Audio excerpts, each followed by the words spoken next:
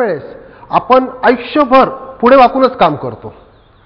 कारकून मंडळी पुढे वाकून काम करता, शिक्षक मंडळी पुढे वाकून काम करता, कॉम्प्युटर चालवणारे पुढे वाकून काम करता, पैसे मोजणारे अकाउंटंट पुढे वाकून काम करतात, बायका मंडळी तांदूळ निवडताना, गहू निवडताना, भाजी निवडताना, पोळ्या करताना, पोरांना आंघोळ वगैरे घालताना प्रत्येक वेळेस त्यांना पुढे वाकावं लागतं. हे पुढे वाकल्यामुळे दोन मणक्यांमधली जी चकती आहे ती मागच्या बाजूला सरकू शकते, त्याला स्लिप डिस्क असं म्हणतात. आणि ती मागच्या बाजूला सरकून आपल्या हाताच्या किंवा मानेच्या नसावर दाब आणून आपल्याला वेदना कळा चालू होतात. त्याचप्रमाणे आपला जो मणका आहे तो पुढच्या बाजूनी घासला जातो किंवा त्याला आम्ही झीज म्हणतो किंवा ऑस्टिओआर्थरायटिस म्हणतो. ह्या घासल्यामुळे जे हाडाचे कण तयार होतात ते सुद्धा नसांवर दाब आणू शकतात, त्याला आम्ही ऑस्टिओआर्थरायटिस म्हणतो. आता थंडी असताना आपण कसं स्वेटर घालतो, उन्हाळा असताना कपडे काढतो, म्हणजे एक्झॅक्टली आपण उलटं करतो. आता पुढे वाकल्यामुळे जर आपल्या मणक्याचा वाक जात असेल, चकती मागे सरकत असेल, स्लिप डिस्क होत असेल, झीज होत असेल, तर आपल्याला एक्झॅक्टली त्याच्या उलटं करायचं आहे. आज आपल्याला मिसेस सोनर काही व्यायाम दाखवतील. हे व्यायाम मला सगळ्यांनी प्रॉमिस करायचे की प्रत्येकजण आपल्या घरी करेल, स्वतः करेल, आई वडील आजी आजोबा यांच्याकडनं आणि मुलांकडनं सुद्धा करून घ्याल तुम्ही. त्याच्यामुळे पुढे येणारे भविष्यात येणारे संकट तुमचे टळू शकतील. आता आपण पहिला प्रकार बघूया. मंडळी हो, पहिल्या प्रकारामध्ये आपल्याला जो कान आहे तो खांद्याच्या एका बाजूला लावायचा आहे. जितकं मान ताणून घेतील तेवढी ताणून घ्यायची आणि मागच्या बाजूला डोकं पाठीला घासत घासत घासत घासत ह्या खांद्यापर्यंत यायचंय. ह्या खांद्याला आल्यावर समजा तुमच्या त्या हातामध्ये कळ चालू आहे, तर ह्या हातात कळ चालू असेल तर विरुद्ध दिशेला जेव्हा डोकं जातं, ह्या हातात कळ चालू असताना विरुद्ध दिशेला जेव्हा डोकं जातं तर त्या साईडला खूप जोर लावून घ्या. जोर लावल्यावर थोड्या वेळ ती पोझिशन तशी होल्ड करा आणि परत विरुद्ध मागच्या बाजूने यायचं.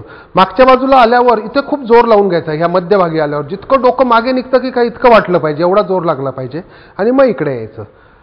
अशा पद्धतीने हा जो प्रकार आहे पुढे आणण्याची गरज नाही, आपल्याला पुढे आणल्यामुळेच त्रास झालेला आहे, लक्षात ठेवा. ओके. हा जो प्रकार आहे हा प्रकार मंडळी हो, तुम्ही काम करताना हा प्रकार 10 वेळा करू शकता. दर 1 तासाने 10 वेळा करायचा असा नियमच करून घ्या. ज्यांना टेबल वर्क करायचंय, कॉम्प्युटरचं काम करायचंय, स्त्रियांना त्रास होतोय, त्यांनी जर नियम केला की मी दर 1 तासाने ह्या 10 वेळा करायला फक्त आपल्याला 1 मिनिट लागतो. किती वेळ? 1 मिनिट.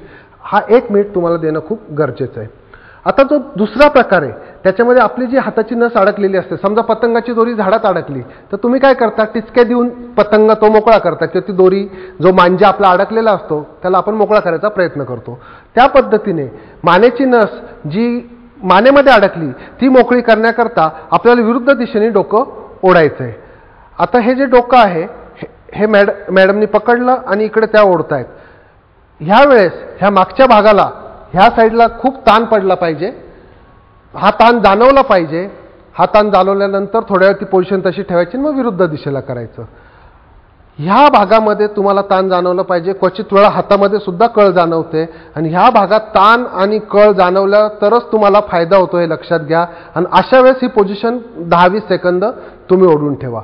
असं दोन्ही बाजूनी तुम्हाला 10 वेळेस करायचं आहे. मित्रांनो, हा व्यायाम देखील आपण दर 1 तासाने 10 वेळा करू शकतो. आता जो तिसरा प्रकार आहे, तिसऱ्या प्रकारामध्ये काही वेळेस आपली जी नसा असतात, काही जणांचे खांदे असे उतरते असतात आणि हे जे आपलं छिद्र असतं त्याच्यातनं ही नस अशी उतरती येते, त्याच्यामुळे ती कडेवर घासली जाते.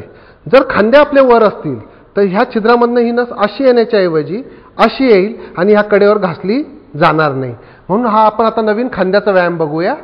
मॅडम आपल्याला खांद्याचा व्यायाम करून दाखवतील. आता ह्या प्रकारामध्ये खांदे जितके वर जाऊ शकतील तेवढे वर तुम्हाला घ्यायचे. वरती गेल्यानंतर एक 10 ते 20 सेकंद ही पोझिशन होल्ड करायची आहे. 20 सेकंद होल्ड केल्यानंतर हळूहळू हळूहळू खांदे खाली सोडायचे आहेत. थोड्या वेळ विश्रांती घ्यायची.